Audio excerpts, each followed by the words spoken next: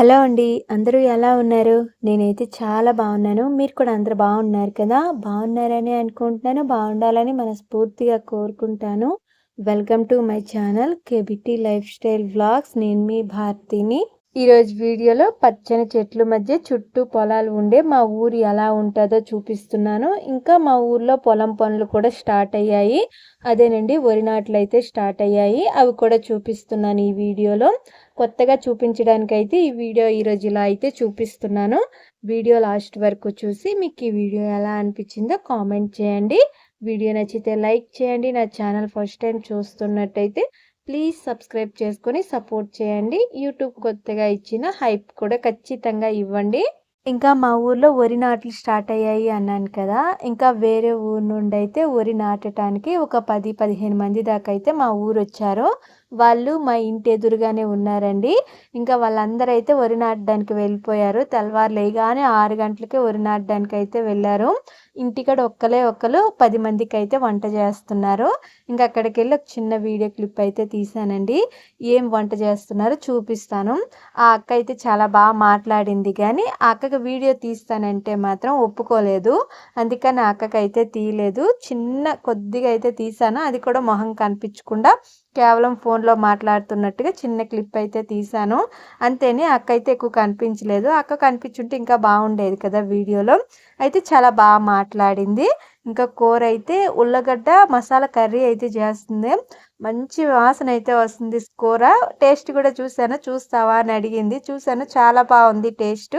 10-15 మందికి సరిపోతుంది ఈ కూర. మధ్యాహ్నం వరకు సరిపోయినట్టుగా ఈ కూర చేసింది అనుకుంటున్నాను. మళ్ళీ రాత్రికి వేరేది ఏమైనా కూర చేస్తుందో ఏమోని అక్క.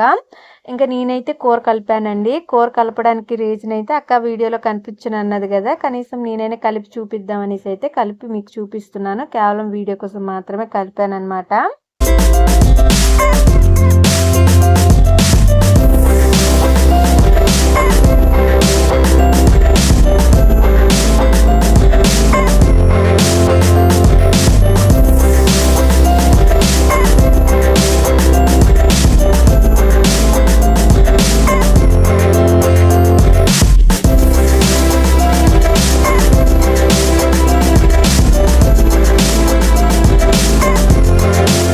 ఇంకా కూలి వాళ్ళు అయితే వరి నాటడానికి పొలానికి అయితే వెళ్ళిపోతున్నారండి. వాళ్ళు పొలాలకి వెళ్ళేటప్పటికి టైం అయితే 6-6:30 ఈ టైం అయితే అయ్యింది. చాలా తొందరగానే వెళ్ళిపోతున్నారు.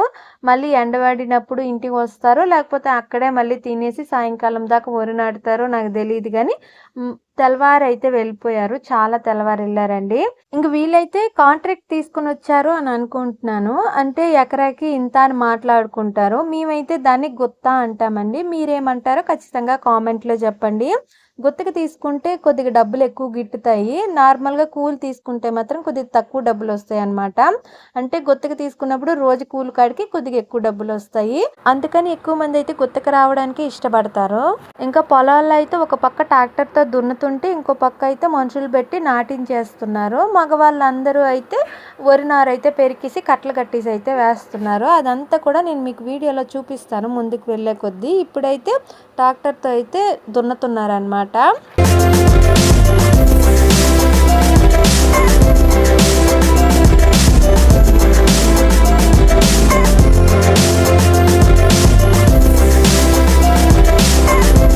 ఒక పక్క ఉన్న పొలం అంతా సేద్యం చేసేయడం అయిపోయింది. ఇంకో పక్క చూడండి, పచ్చని గడ్డ అయితే కనిపిస్తుంది కదా. ఈ పొలం మొత్తం కూడా ఇంకా సేద్యం చేయలేదు. ఈ పొలానికి నీరు పట్టేసి దాని తర్వాత అయితే సేద్యం చేస్తారు. పైన అయితే బాగా మబ్బులు వేస్తుందండి ఆకాశం మీద. తెల్లవారు లేసి నుండి సాయంకాలం వరకు కొద్దిగా మబ్బుగానే ఉంది. చినుకులు మాత్రం ఏం పడలేదు, కానీ ఎక్కువగా మబ్బేసినట్టుగా ఉంది. చల్లగా ఉంది. పొలంలో పని చేసుకోవడానికి అంత ఇబ్బంది ఉండదు, ఎండలేదు కాబట్టి. ఇంక ఈ పొలం చూడండి, ఈ పొలం మొత్తం కూడా వరి నాటేసి అయితే వేరే పొలంలో అయితే నాటడానికి వెళ్ళున్నారు. చూడండి, అదిగోండి దూరంగా కనిపిస్తున్నారు కదా వరి నాటేది. అక్కడైతే నాటుతున్నారు. చాలా తెల్లవారు వచ్చారు కదా.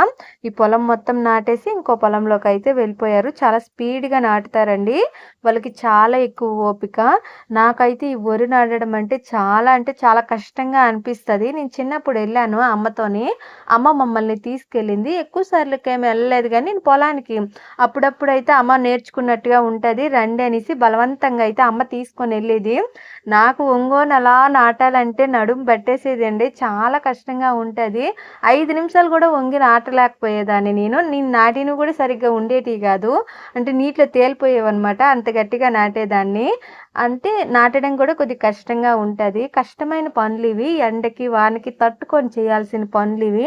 మనము ఈ పనికొచ్చాము అనంటే ఎంత ఎండైనా, వానైనా ఖచ్చితంగా ఈ పని మొత్తం పూర్తయ్యేంత వరకు చేసుకొనే వెళ్తారు. మధ్యలో వెళ్ళడానికి ఇష్టపడరు. ఈ పని చేసేవాళ్ళు ఖచ్చితంగా చేసే వెళ్తారండి పూర్తి చేసని. ఒకవేళ చేయకపోతే రోజులు గడిచే కొద్దీ వరి నారంతా ముదిరిపోయి పోతదనేసి ఎంత కష్టమైనా సరే చేసేస్తారనమాట. చేయాల్సిన టైంలోనే కంప్లీట్ చేసేస్తారు. ఇక్కడైతే మగవాళ్ళందరూ అయితే వరి నారు పెరగతున్నారు. చాలా స్పీడ్‌గా పెరగతున్నారు. ఇది కూడా కొద్దిగా కష్టంగానే ఉంటది. ఇక్కడ నేల వరకైతే కొద్దిగా బురద బురదగా ఉంది కాబట్టి వరి నారు పెరగగానే బాగా ఈజీగానే చేతిలోకి వచ్చేస్తుంది గానీ, కొన్ని దగ్గరలో అయితే బురద బురదగానే ఉంటది. బంక నేల ఉంటదనమాట. ఎంత గట్టిగా పీకినా సరే రాదు నారు. అలాంటప్పుడు చేతులైతే మంట పుట్టేస్తాయి. చాలా మంట పుడతాయన్నమాట. నాకు ఇవన్నీ తెలుసండి. నేను ఎక్కువ రోజులైతే వెళ్ళలేదు గానీ, అప్పుడప్పుడు వెళ్ళి చూసొచ్చున్నాననమాట. కొద్దిగా అనుభవం ఉంది. కష్టమైన పనులు కాబట్టి ఇష్టంగా వెళ్ళేదాన్ని కాదు. అందుకని ఎక్కువగా అయితే తెలీదు గానీ, కొద్దిగా అనుభవం అయితే ఉంది. వరి నారు ఎలా పెరికి ఎలా కట్టలు కడుతున్నారో చూసేయండి.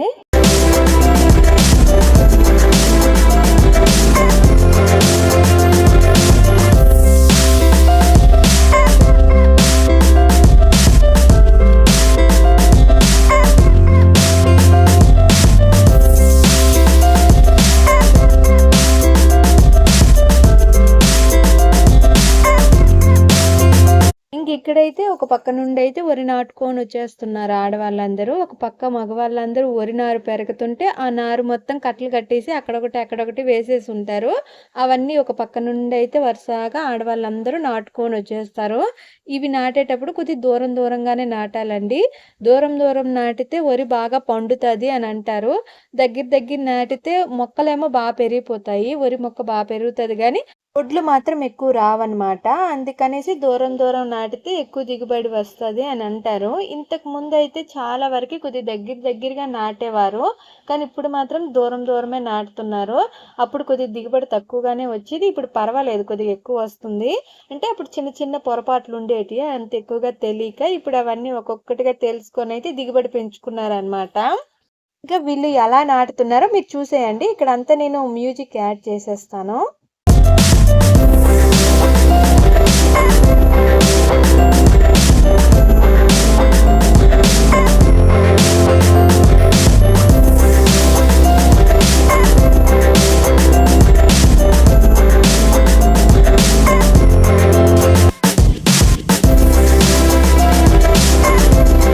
ఇంకా వరి ఎలా నాటుతారో చూసారు కదా. మీ అందరికీ వరి నాటేది తెలుసో తెలీదో ఖచ్చితంగా కామెంట్లో చెప్పండి.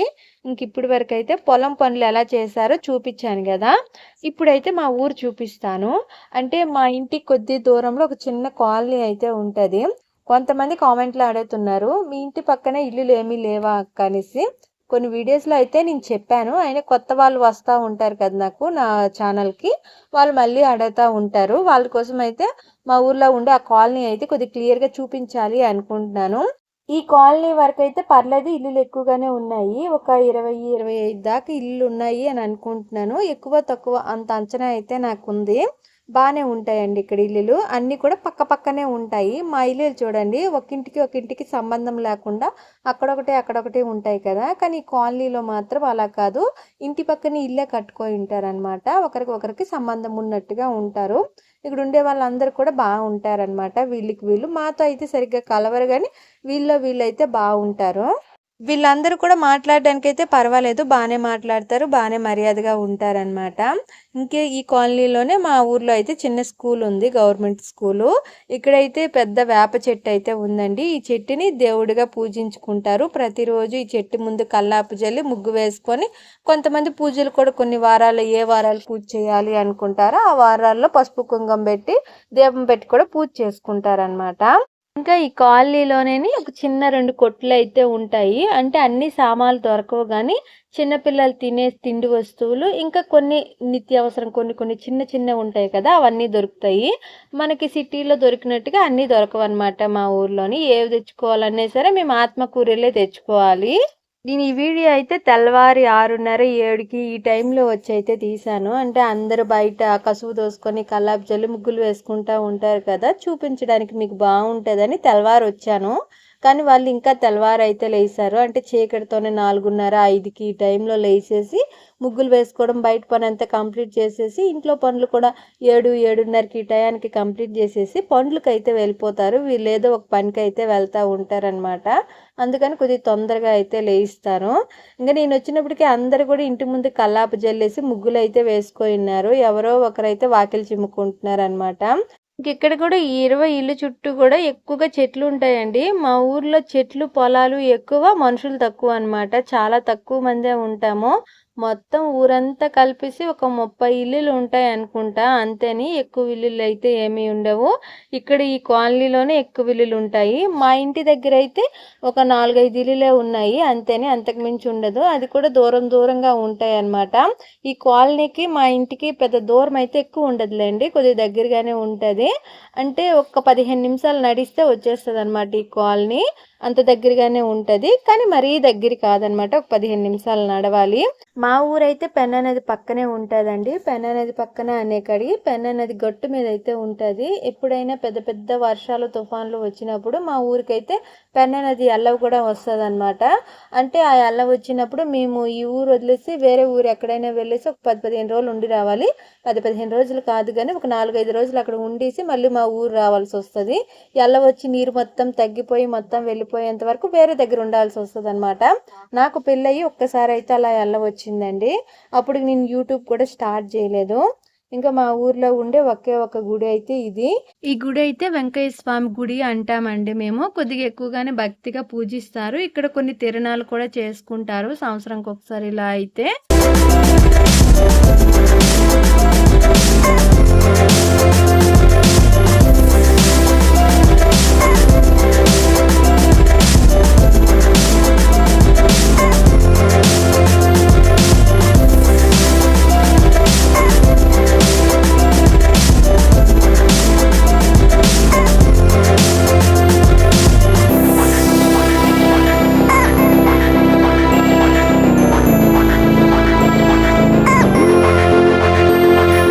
చూసారు కదా గుడి. ఈ గుడి దగ్గర ఏవో కొత్తగా పని కూడా స్టార్ట్ చేస్తున్నారు. ఏవో కొత్త కట్టడాలు అయితే కడుతున్నారు.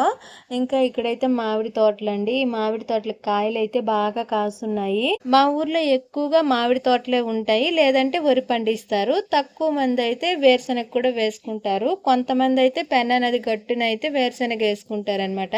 ఇక్కడ సేద్యం చేస్తున్నారు చూసారా, దున్నున్నారు. ఒట్టిగా ఇసుక మాత్రమే దున్నున్నారు. ఇక్కడ వేరుశనగ వేయడానికి అయితే దున్నున్నారు. అది ప్రభుత్వం నుండి ఆర్డర్ తీసుకుని దున్నున్నారండి. ఇక్కడ వేసుకొని పండిన తర్వాత అమ్ముకుంటారనమాట. ఇక్కడ పర్వాలేదు, ఒక మాదిరిగా అయితే కాస్తాయి వేరుశనగకాయలు.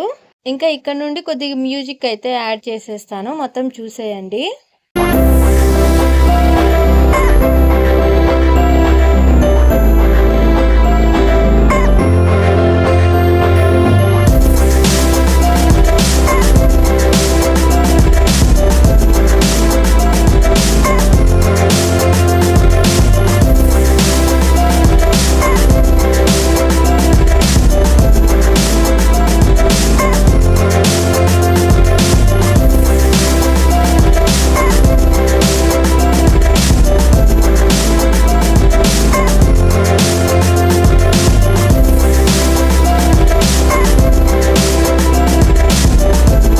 చూసారు కదా మా ఊరు దగ్గరలో ఉండే కాలనీ ఎలా ఉందో. మీ అందరికీ నచ్చిందని అనుకుంటున్నాను. మా ఇంటి దగ్గర ఉండే 4 ఇల్లులు నేను చాలాసార్లు చూపించానని అక్కడైతే చూపించలేదు. ఇంకా మా చిన్నాన్నైతే ఒకరు బర్రెలు తోలుకొని అయితే వెళ్తున్నారు. ఈ బర్రెలు పెన్నా నదిలోకే మేయడానికి అయితే వెళ్తాయండి. పెన్నా నదిలో నీరు ఎక్కువగా ఉండవు కదా, అక్కడక్కడ ఆకు ఇంకా గడ్డి మొలిసి ఉంటాయి కదా, అవి మేయడానికి అయితే ఎక్కువ మంది అయితే పెన్నా నదిలోకి బర్రెలను తోలుకొని వెళ్తారు. ఈ దారి నుండే తోలుకొని వెళ్తారండి. అంటే కాలనీ ఉందని చెప్పాను కదా, ఈ కాలనీ దారి నుండే వెళ్తే లాస్ట్లోకి వెళ్తే పెన్నా నది వచ్చేస్తుంది. చాలా దగ్గరగానే ఉంటుంది, కానీ నీరు మాత్రం ఎప్పుడు ఉండవన్నమాట. ఇంకా ఈ వీడియో అయితే ఇంతేని. మీ అందరికి వీడియో నచ్చుంటే లైక్ చేయండి. నా ఛానల్ ఫస్ట్ టైం చూస్తున్నట్టయితే సబ్స్క్రైబ్ చేసుకొని సపోర్ట్ చేయండి. ప్లీజ్ ఫ్రెండ్స్ సపోర్ట్ చేయండి. Thank you. బాయ్.